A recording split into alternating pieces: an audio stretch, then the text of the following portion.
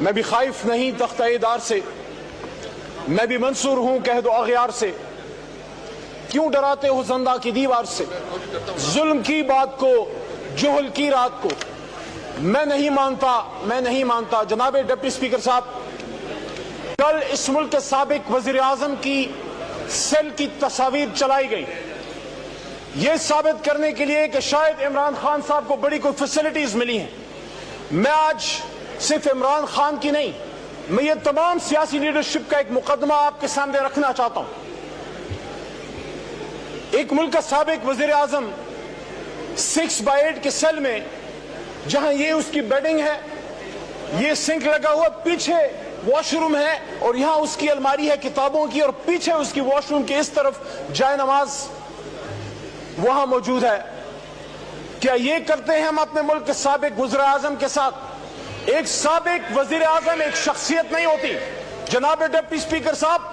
ابھی تھوڑی دیر پہلے محترم بلاول صاحب یہاں تشریف فرما تھے،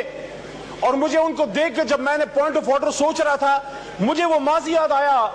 کہ کس طرح وہ اپنی ماں، شہید ماں کی گود میں جیل کے باہر اڈیالہ شاہد تھی، وہاں بیٹھا ہوتا تھا، اور اسی طرح ہمارے پختونخوا کے باچا خان یا ولی خان جیل میں پڑے ہوتے تھے،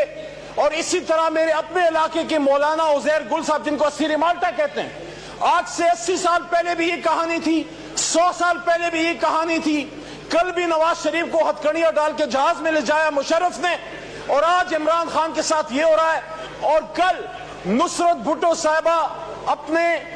ہسبینڈ اور پھر اپنی بیٹی کے لیے در در ٹھوکریں کھا رہی تھی، اور آج عمران خان صاحب کی سسٹرز علیمہ صاحبہ اور ان کی باقی بہنیں ایک عدالت سے دوسری عدالت، دوسری عدالت سے تیسری عدالت، اور ان کی باپردہ خاتون کو جس طرح ٹارچر کیا گیا ہے، ان کو ذہنی ازید۔ جناب ڈپٹی اسپیکر صاحب، میرا سوال اس ایوان کے سامنے ہے،